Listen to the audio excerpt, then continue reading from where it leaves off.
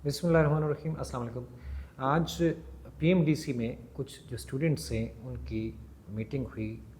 President PMDC, registrar PMDC और कुछ senior officers के साथ। दो स्टूडेंट्स थे हमारे, जिन्होंने जाके दो चीज़ों के ऊपर बात की है पीएमडीसी ऑफिशियल से। नंबर वन, ये जो वैलिडिटी के इशू को लेके जो प्रपोजल्स अंडर डिस्कशन है कि क्या रिलेटिव मार्किंग होनी चाहिए या कोई इक्विवेलेंसी फार्मूला लगेगा या फिर ये इसी तरह से रहेगा। एक तो ये पॉइंट पे डिस्कशन थी। सेकंड चीज़ ये थी कि जो फ्लॉड क्वेश्चंस हैं उनके बारे में अब उनको कैसे एड्रेस किया जाएगा।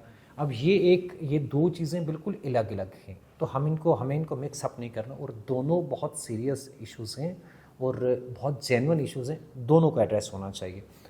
अभी जहाँ तक इक्विवेलेंसी या आपका रिलेटिव मार्किंग वाला सवाल है, मैं कल की मेरी वीडियो थी, मैंने उसमें भी एक्सप्लेन किया था।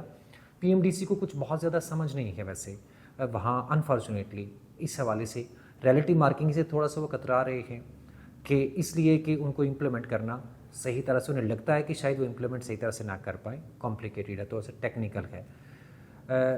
और जो दूसरे वाला मामला है उसके ऊपर शायद कुछ लोगों का ख्याल था कि इसके ऊपर कोई लीगली कोई प्रॉब्लम आ सकता है कि आपका जो अगर आप इक्विवेलेंसी फार्मूला लगाते हैं। लेकिन एक चीज़ मैं अभी आपको बता दूं कि ये इसी तरह से नहीं रहेगा कि एज इट इज़ जो सारे के सारे मार्क्स हैं पिछले स्टूडेंट्स के इसी तरह से काउंट हो और दोनों में से रिलेटिव मार्किंग या इक्विवेलेंसी कुछ भी ना हो, ऐसा नहीं होगा।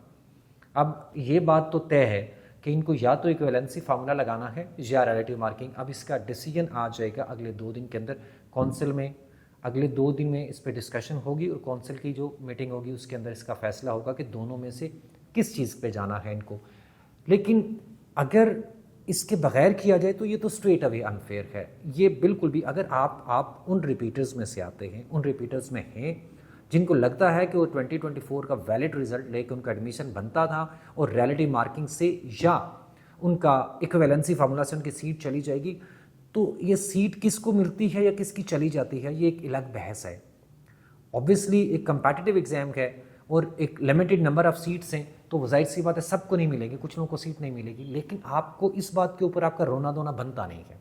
आपको इस बात के ऊपर बोलना चाहिए क्या जिस प्रपोजल की बात हो रही है, जो मेथड अप्लाई किया जा रहा है, क्या वो फेयर है या अनफेयर है। तो आप सिर्फ एक पॉइंट को सामने रख के करिए। ये ना कहिए कि मैंने 2 साल एमडी कैट दिया, मैंने 3 साल दिया, जो भी किया आपने, फेयरनेस का तकाजा ये है। चाहे आपको सूट करती है कोई चीज़ या नहीं करती, वो एक अलग बात है। ऑब्वियसली कुछ को सूट करेगी, कुछ को नहीं करेगी, लेकिन फेयरनेस यही है कि या तो रिलेटिव मार्किंग होनी चाहिए। सबसे फेयर तरीका ये है कि प्रॉपर रिलेटिव मार्किंग करें।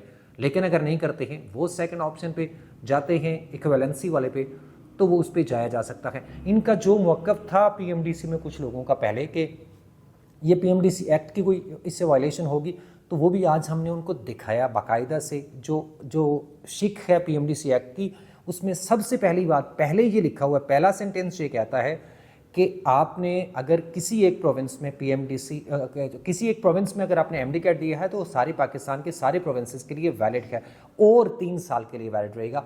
तो जब आप पहली वाली जो हिस्सा है इसका, वो तो आप वायलेट कर चुके। उस वक्त आपको ये ख्याल नहीं आया कि पीएमडीसी एक्ट की कोई खिलाफ वर्जी हो रही है या इसको वायलेट किया जा रहा है। अगर ये टेक्निकल ग्राउंड्स के ऊपर इस बात के ऊपर आएंगे कि हम नहीं करेंगे, तो फिर तो ये सारे का सारा टेक्निकल ग्राउंड्स, अगर ये टेक्निकल ग्राउंड्स पे खेलेंगे तो उस सूरत में तो ये सारे का सारा MD cat null and void होता है, क्योंकि स्ट्रेट अवे पीएमडीसी एक्ट 2022 की वायलेशन हो चुकी है।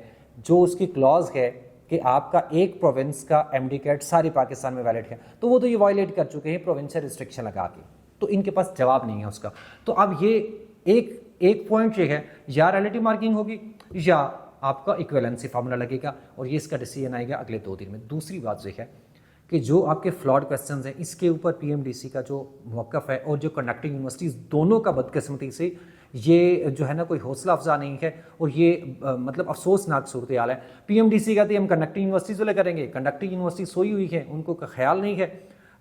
एक कोई मैकेनिज्म होना चाहिए। ये क्या तरीकाकार है कि आपने इतना बड़ा एग्जाम लिया, किसी यूनिवर्सिटी ने पोर्टल ओपन कर दिया कंप्लेंट के लिए, किसी का पोर्टल ही नहीं है। कीज़ के अकॉर्डिंग बहुत सारी ऐसी शिकायत भी हैं कि जहाँ पे एक स्टूडेंट के की के अकॉर्डिंग मार्क्स कुछ और बन रहे हैं और 1 से 2 मार्क्स का डिफरेंस आ रहा है जो एक्चुअल रिजल्ट आया उसके, आपकी ही की के अकॉर्डिंग मार्क्स कुछ और बन रहे हैं और आपके पोर्टल के ऊपर ही रिजल्ट कुछ और आ रहा है और आपने एप्लीकेशंस के लिए कि आप एप्लीकेशन कराएं, आप फी जमा कराएं रीचेकिंग की। मैं अब इसके ऊपर भी बात करने लगा हूं कि जो लोग रीचेकिंग करवाते हैं, अगर किसी का रीचेकिंग के अंदर रीटोटलिंग के अंदर अगर किसी के मार्क्स बढ़ते हैं तो उसको फी वापस होनी चाहिए, और अगर उसके मार्क्स नहीं बढ़ते तो आप ठीक है आप फी चार्ज करें। लेकिन अगर आपकी गलती है, एक बच्चे के मार्क्स अगर बढ़ जाते हैं तो दैट मीन्स कि प्रूव हो गया कि आप गलत थे, आपके सिस्टम के अंदर गलती थी, तो फिर आप फी किस चीज़ की ले रहे हैं? आप एक तो आपने गलती की तो आपको तो उल्टा जुर्माना होना चाहिए और आप उस बात के ऊपर बच्चों से फी चार्ज कर रहे हैं। तो एक तो ये रिकाउंटिंग रीटोटलिंग वाला मसला है, इसको भी इंशाल्लाह हम इस पर ज़रूर आवाज़ उठाएंगे। और जो फ्लॉड क्वेश्चन वाला मामला है, ये जो कंडक्टिंग यूनिवर्सिटीज़ हैं, मैं अभी यहाँ से एक मैसेज देना चाहता हूँ सबको। कल यूएचएस में भी स्टूडेंट्स जा रहे हैं, अभी हमने ईमेल्स भी कर लिए स्टूडेंट्स ने, यूएचएस को भी हज़ारों ईमेल्स जा चुके हैं, सजैब एमयू को भी जा चुके हैं, बहुत सारी ईमेल्स जा चुके हैं। कोई अभी तक ऑफिशियली उनका कोई रिस्पांस किसी तरह से उन्होंने उसके ऊपर कोई जवाब नहीं दिया। और अगर इस मामले को एड्रेस नहीं करते हैं, कल सारे स्टूडेंट्स इन पर्सन जा रहे हैं सजैब एमयू में और यूएचएस में, कल 11 बजे जो स्टूडेंट्स इसको देख रहे हैं ज़रूर जाइए, आपका जो प्रॉब्लम है वो लेके जाइए, लेकिन ज़रूर जाइए। और अगर उसके बाद भी ये इस चीज़ के ऊपर कोई एक्शन नहीं लेते हैं या कोई अच्छे तरीके से इसको रिस्पॉन्ड नहीं करते हैं, स्टूडेंट्स के जो कंसर्न्स हैं उसको एड्रेस नहीं करते हैं, तो हम इंशाल्लाह हम सजैब एमयू के ख़िलाफ़ भी और हम यूएचएस के ख़िलाफ़ भी हम अदालत में जा रहे हैं। और मैं अभी आपको बता रहा हूँ, हम जाएंगे और हम सिर्फ इनके ख़िलाफ़ नहीं जाएंगे, हम सजैब एमयू के ख़िलाफ़ जाएंगे, फिर भी पीएमडीसी को फरीक बनाएंगे, और हम यूएचएस के खिलाफ जाएंगे, हम फिर भी पीएमडीसी को फरीक बनाएंगे। तो सबको तैयार रहना चाहिए। इसके बाद कल जो स्टूडेंट्स आके आपसे बात करेंगे, अगर आप इस पर रिस्पॉन्ड करते हैं और स्टूडेंट्स के कंसर्न जेन्युइन कंसर्न हैं, 4-4, 5-5 क्वेश्चन हैं, आप क्यों एड्रेस नहीं कर सकते हैं उसको? अगर आप एड्रेस करते हैं फिर तो ठीक है, अगर नहीं करते हैं तो फिर आपने जो भी बात करनी है, जो भी जवाब देना है, हम आपके पास इसके बाद दोबारा नहीं आएंगे। फिर आपको जो आके जवाब देना है वो आपको अदालत में देना है। और किसी को तकलीफ होती है, चाहे किसी कंडक्टिंग यूनिवर्सिटी को प्रॉब्लम है, पीएमडीसी को प्रॉब्लम, किसी को भी अगर है ना, किसी को भी, एनीबॉडी हूसोएवर ही इज, जिसको मसला है, ये एकेडमी वाले कर रहे हैं जो भी कर, आप कहते रहिए, मुझे इससे कोई फर्क नहीं पड़ता।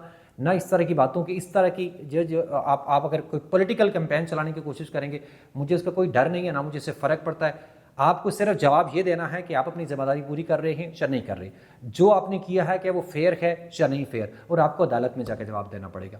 तो कल अब सब बच्चों के लिए मैसेज ये है कि कल मैक्सिमम स्टूडेंट्स जो है वो, और मैक्सिमम स्टूडेंट्स और पेरेंट्स, जो कल 11 बजे का टाइम है, इस्लामाबाद में भी, सजैब एमयू में, और आप यूएचएस में भी जाइए और अपनी कंप्लेंट रजिस्टर करिए। Thank you so much.